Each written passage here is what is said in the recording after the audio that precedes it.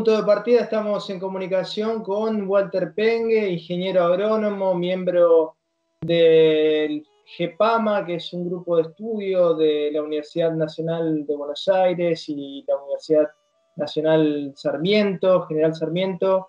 Viene trabajando desde hace décadas, muchísimo tiempo, sobre los sistemas agroalimentarios, sobre la agroecología. Bueno, una mirada con múltiples aristas que integra no solamente lo vinculado al medio ambiente, sino distintas facetas que hacen a la vida rural y a la producción de alimentos. Y a propósito de la producción de alimentos, este año se está por gestar una cumbre mundial muy importante organizada por la ONU, la Cumbre Mundial sobre Sistemas Alimentarios 2021, y hay mucho para decir en este sentido. Y en el ámbito académico se ha desarrollado recientemente un diálogo independiente con la participación de distintas voces, distintas miradas desde la academia, pero también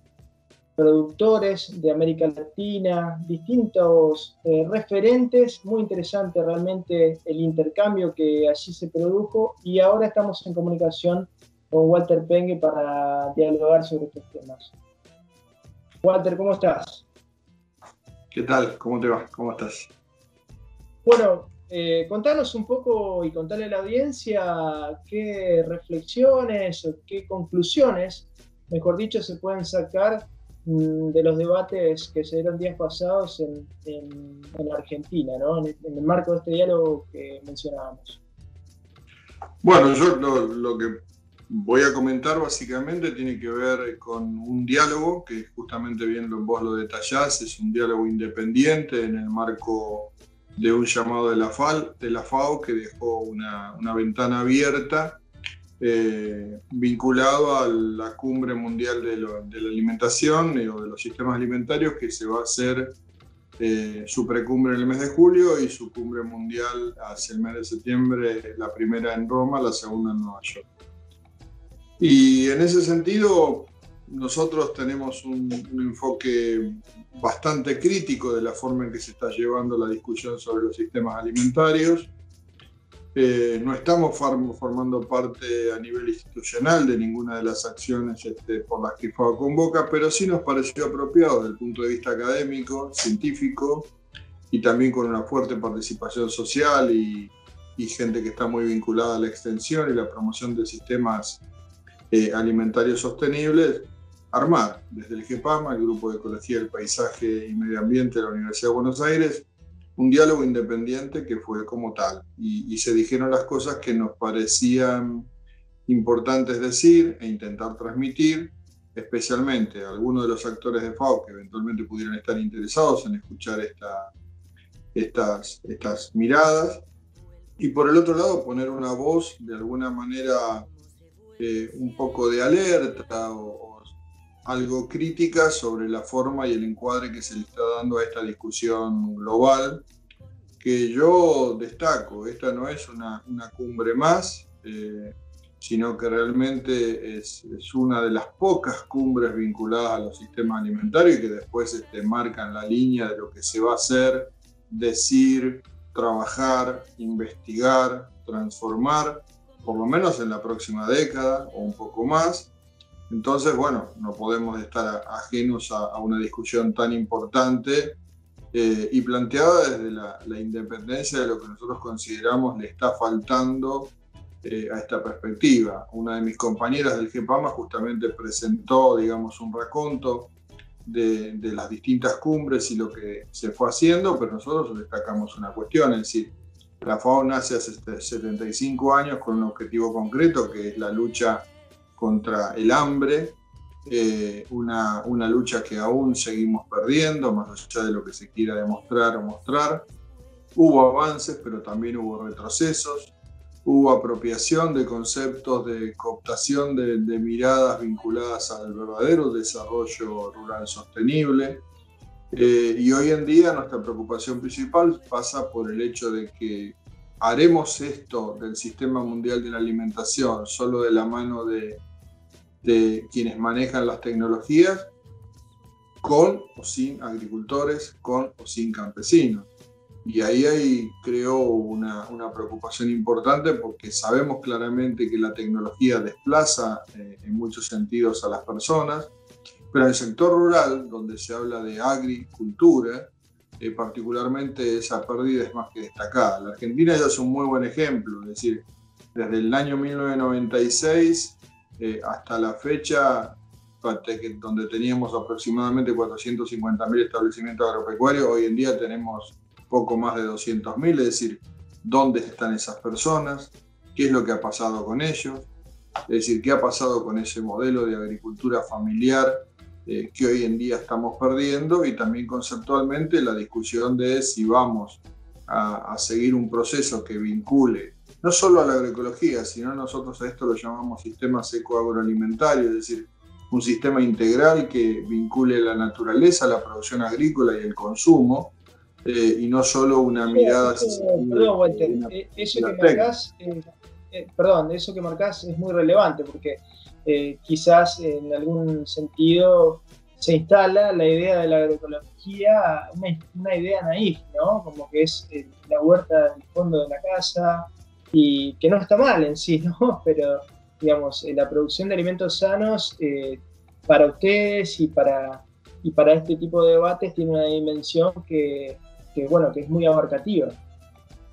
Sí, tal cual, porque hay que estudiar los sistemas de forma integral. Es decir, en nuestro grupo está bien que nosotros nos focalizamos más desde la perspectiva de la economía ecológica y analizamos indicadores biofísicos, quizá no estamos tan en profundidad inmersos en la discusión exclusivamente social, pero la contemplamos y la consideramos en todos los aspectos. Es decir, para nosotros también es un marco importante de validación de lo que estamos haciendo, y no considerar ese aspecto es simplemente generar lo que Miguel Altieri, Peter Russell y otros colegas llamaron una agroecología light, es decir, y detrás de esa agroecología light tenemos hoy día promotores de, por supuesto, prácticas agroecológicas, desde los grupos corporativos más entronizados en el poder alimentario mundial, hasta los gobiernos que hoy día se enamoraron de la agroecología y poco y nada hacen por ella, o mismo a todos los ismos que andan dando vuelta por ahí, que parece que todos le ponen el foco de sin este ismo no hay agroecología, sin aquello no hay agroecología. En definitiva, la agroecología es agroecología sin adjetivos, por una cuestión elemental. Primero es una disciplina científica, son movimientos sociales, una práctica comprobada, pero es todo eso junto.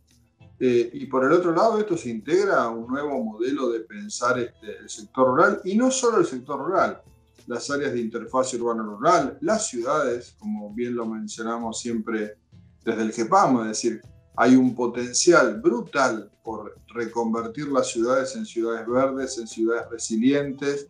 Ahí tenemos las verdaderas ciudades inteligentes que aprovechan los espacios para la producción de alimentos. ¿Y qué tipo de alimentos se puede producir en las ciudades si no es los alimentos sin agroquímicos? ¿A quién se le ocurriría andar fumigando los alimentos dentro de la propia ciudad, o en los techos de las casas, en los techos de las viviendas, en las paredes, en los fondos de las propiedades, como mencionabas vos recién? Es decir, prácticamente nadie estaría fumigando sobre sus cabezas. Sabemos que ahí claramente la práctica de producción agroecológica integrada a un interés social verdadero es una alternativa realmente importante. Y más en el contexto en el que América Latina está inserto hoy, que es una tremenda crisis, no solo del COVID, sino una crisis económica relevante, a lo que le tenés que sumar que hay que buscar la alternativa, especialmente en la ciudad. Es decir, todos los programas nacionales de la República Argentina, por focalizar en un país que es el nuestro, deberían incluir en todos los planes de vivienda, en estas 250.000 viviendas que se proyectan construir hacia el año 2023, todas tienen que tener huerta en el traspatio, arbolados productivos, plazas comestibles, espacios donde la gente, inclusive con eso, atempera unos manguitos más para pagar la propia cuota de la vivienda que están teniendo. Pero eso hay que pensarlo antes. Hoy tienen una oportunidad de oro para desarrollar todas estas cuestiones. Y esto realmente es tremendamente económico. Lo pueden llevar adelante los municipios que sí saben, los que están comprometidos seriamente con esto. Es decir, promotores del Pro Huerta, estamos hablando de hace 25 años, estamos generando promotores y esta gente está aprendiendo a decir, no es que falta experiencia, hay que ir a buscarlos, convocarlos a esos compañeros y llevarlos adelante para que puedan desarrollar su trabajo plenamente. Pero el área de interfaz urbano-rural, Santa Fe es un ejemplo, Rosario es más que un ejemplo de todo ese proceso, hay que saber aprovecharlo muy bien. Yo creo que ahí hay una oportunidad de oro. Bueno, vamos por las construcciones, van por las viviendas, pero no se olviden que en las viviendas pueden producir sus propios alimentos. Sí, pero además pensar un cambio productivo, un cambio de paradigma sin contemplar a las ciudades y a los centros urbanos sería de alguna manera evitar no mirar la realidad que vivimos, ¿no? En una Argentina con un 92% de la población concentrada en ciudades, los cambios culturales y productivos tienen que proyectarse centralmente desde las ciudades. Definitivamente, es decir, vos fíjate, a nivel mundial nosotros manejábamos la estadística cuando estábamos en el panel de los recursos, trabajando justamente en el tema ciudades, casi el 80% de la energía fluye en ciudades. 75-80% de todos los materiales que se demandan en el mundo provienen de las ciudades. El desarrollo intelectual, es decir, el principal desarrollo innovador de transformación, de nuevas ideas, se genera en las ciudades. Es decir, y las ciudades encima ocupan el 2.5 al 3% del territorio a nivel mundial. Pero su huella llega a todas partes. Es decir, el impacto de las decisiones ambientales o amigables con el ambiente o no de las ciudades llega a todas partes del planeta. Lo que nosotros llamamos el HAM, que es la apropiación primaria neta de la biomasa o de los productos de la fotosíntesis, hoy la humanidad se está llevando aproximadamente entre el 45 y el 50%, significa que nos estamos comiendo la mitad del plato de alimento de todas las otras especies. ¿Y dónde estamos? Estamos prácticamente en las ciudades. Pero además, particularmente pensando en la Argentina, 92% de la población, como vos bien lo resaltás, es, para un país tan extenso, peligrosísimo. Y de vuelta, volver a pensar en una geopolítica del territorio, nosotros lo llamamos biopolítica, ¿no? Es decir, vinculado con el tema del uso de los recursos naturales. Es crucial, le estamos dejando un territorio vacío a 4, 5, 10 grandes grupos de empresas y a países para que hagan y deshagan lo que quieran en nuestros territorios. Es una situación peligrosísima que no logro comprender cómo, si los científicos lo están viendo, si hay muy buenos análisis vinculados con esto, cómo quienes generan políticas, quienes hacen prospección, quienes deberían estar pensando en nuestro país por los próximos 10 o 20 años de cómo reocupar, cómo rurbanizar esos territorios también, cómo potenciar, cómo fomentar que la gente se quede en el campo o en pueblos y ciudades intermedias y ciudades pequeñas con todos los servicios, puedan volver a ocupar esos espacios. Es decir, porque si no va a ser peligrosísimo, es un país vaciado de gente, con gente empujada a la periferia de las ciudades, con muy pocas oportunidades pensadas realmente, y en realidad es una bomba de tiempo. En realidad a mí me preocupa muchísimo, es decir, no es solamente la cuestión de la agroecología, es el sistema ecoagroalimentario como tal, es aprovechar las bondades del conocimiento que la gente tiene, es potenciar y redireccionar recursos económicos que el Estado tiene y muchos para aplicarlos adecuadamente y bien, y es volver, si se quiere, a lo que de alguna manera Alberdi, algunos lo criticarán, otros no, pero veamos las partes buenas de cada una de las personas que nos precedieron y que es poblar la Argentina. Es decir, hay que volver a poblar a la Argentina. Es decir, este vaciamiento, esta taperización que hicieron del campo en los últimos 30 años, que ustedes que están más en Santa Fe, más en zonas vinculadas con el sector rural, lo ven cuando pasan por allí. Es tristísimo ver las taperas de lugares donde antes uno veía una chacra al lado de la otra, o te ibas a 300, 500 metros y había una red comunicacional social impresionante. Ustedes lo saben por la Pampa Gringa, más del sur de Santa Fe, si se quiere, que deberíamos copiar ese ejemplo para volver a revitalizarlo. Si no, no hay salida. Es decir, no hay salida con un país con 4 grandes ciudades. Es imposible pensarlo de esa manera. Estás mencionando a Alberdi, Walter, que fue uno de los grandes de Argentina en su momento, ¿no? Y esta lógica que tenemos culturalmente instalada del antagonismo de buscarle el pelo al huevo, como se dice en el campo, y no valorizar los grandes aportes que han hecho nuestros predecesores. En este caso hablamos de grandes intelectuales como Alberdi. Gobernar es poblar, decía Alberdi, y citando otro famoso dirigente argentino como Juan Perón, gobernar es dar trabajo, ¿no? Y fíjate cómo, más allá de los antagonismos, en este momento eso calzaría perfecto para la realidad que estamos viviendo en Argentina y para este planteo que están haciendo ustedes desde la academia sobre la producción de alimentos sanos. Es que tal cual, si vos no tomás todo lo bueno de esa enorme biblioteca intelectual que han sido todos los predecesores de Argentina, que todos se han equivocado, unos han avanzado, otros han metido la pata, otros han generado interesantísimas ideas. El trabajo es otra de las variables, y la otra variable son los recursos naturales.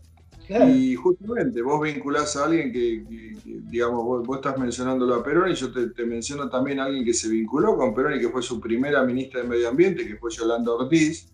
Y la doctora Yolanda Ortiz, en su momento, que tuve el honor de conocer y de compartir momentos con ella y en situaciones varias, creo que supo y fue una de las principales promotoras de la discusión ambiental, y hoy en día la ley de educación ambiental, que debe educar al soberano, digámoslo también, Sarmiento por ejemplo en el medio, en esa educación al soberano para comprender, digamos, la forma en que estamos utilizando la naturaleza o los recursos naturales es crucial. Entonces tomemos lo bueno de la gente, es decir, no gastemos más energía o por lo menos en la gente decente, ¿no? Es decir, que equivocado no, avanzado no, hizo cosas muy buenas, y tomemos todo eso. Y hoy la ley de educación ambiental se vincula con esto que estamos hablando, del sistema agroalimentario, de la incorporación de una agroecología verdadera, no una agroecología light, como muchos hoy día lo están tomando como moda. Yo lo dije hace unos años allí en Santa Fe también, que lo tomó uno de sus periódicos, es decir, la agroecología no es hacer la huertita, es decir, eso es algo que sí forma parte de, pero no nos focalicemos en ello, porque con eso dejamos tranquilos a los grandes y poderosos agroindustriales que tenemos. Es decir, estamos hablando de un proceso integral de producción y transformación, y Argentina tiene una oportunidad de oro.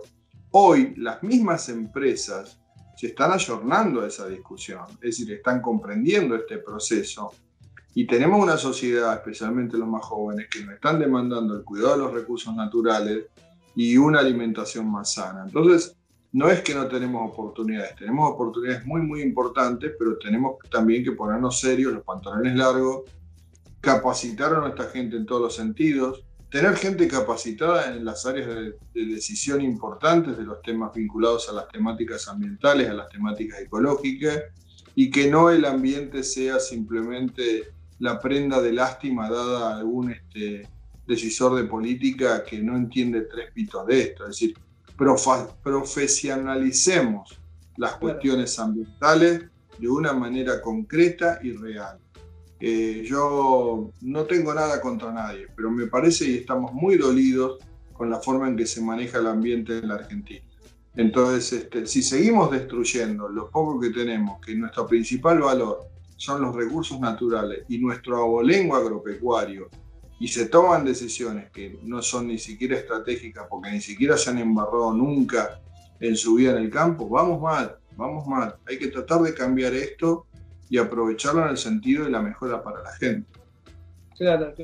Walter, tenemos 5 minutos, y pensando en estas discusiones macro que se van a dar en el marco de esta cumbre alimentaria mundial de la ONU, está la visión sobre la mesa que expusiste en esta nota, que tiene que ver con el trabajo que vienen haciendo desde las universidades, investigando desde hace décadas, pero también muchísima presión de las corporaciones que va a ser efectiva en esa instancia, ¿no? En esta cumbre mundial. ¿Qué tipo de agenda pensás que quieren instalar, y por qué de alguna manera tenemos que generar una alternativa?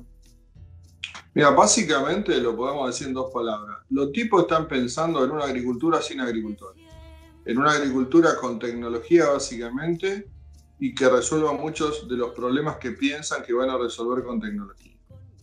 Grandes grupos corporativos están detrás de esto. Ya no hablamos más, si se quiere, solamente de agricultura industrial, estamos hablando de la agricultura digital, de la digitalización de los sistemas. No hay nada malo en ello si se sabe utilizar adecuadamente la herramienta en beneficio de los agricultores y para los agricultores. Pero cuando se elimina a los agricultores del sistema, cuando estamos pensando solamente en un uso de los grandes datos para resolver problemas que solamente son meramente productivos, olvidándonos de la gente, el tema es complejo. Está bien que la situación del sistema alimentario mundial es tremendamente compleja, es tremendamente diversa, tiene miradas, no somos lo mismo quienes trabajamos o los agricultores de la Argentina que los que están en Bolivia, los que están en el Ecuador, los que están en Cuba, los que están en Nicaragua, Estados Unidos. Es decir, es evidente que se comprende claramente la diversidad de necesidades y también una diversidad de acciones. Pero el centro de todo esto debe ser la persona, de las personas. Y ahí creo que hay que volver a presionar, si se quiere, para una discusión un poco mayor a la que estamos teniendo, evitar la cooptación, como claramente lo dijo Miguel Altieri en la presentación que los invitamos a todos a ver en la página de YouTube del GEPAMA, donde está puesto todo esto, donde vos también colaboraste y te agradecemos por esa colaboración. Y ahí realmente nosotros consideramos que olvidémonos de esta agroecología light, de esta agroecología que está vaciada de contenido, e integrémosla a este sistema agroecoalimentario del que estamos hablando. Es decir, esto ni siquiera le cabe solo a la agroecología, es todo el sistema que tenemos que transformar. Y bueno, algunos promueven una transformación de la mano solamente de la innovación, la tecnología y el vaciamiento del campo de gente. Y otros proponemos una integración, un uso de innovación tecnológica, innovación social para la transformación y una fuertísima participación de todos los actores sociales. Los grandes, por supuesto, también tienen que estar. Los medianos, los pequeños, los muy pequeños, los urbanos, los consumidores y especialmente las nuevas camadas de consumidores que nos están pidiendo otras cosas. Entonces, para la Argentina creo que es una oportunidad de oro, pero bien aprovechada. Esta situación ambigua, un poco comprometida con la perspectiva de los agricultores familiares que tiene hoy día el Ministerio de Agricultura, que es quien nos defiende o quienes de alguna manera supuestamente presenta las mejores alternativas para la Argentina junto con la Cancillería, creo que debería tomar mucho más en serio la necesidad de los agricultores y no ceder simplemente como parece que pudiera estar sucediendo a grandes compañías que, bueno, no operan solamente en la Argentina, sino que juegan el partido en el gran planiperio mundial, y eso tenemos que tratar de evitarlo. Walter Pengue, muchísimas gracias por estas reflexiones. Bueno, muchísimas gracias a vos, un abrazo, buenos días.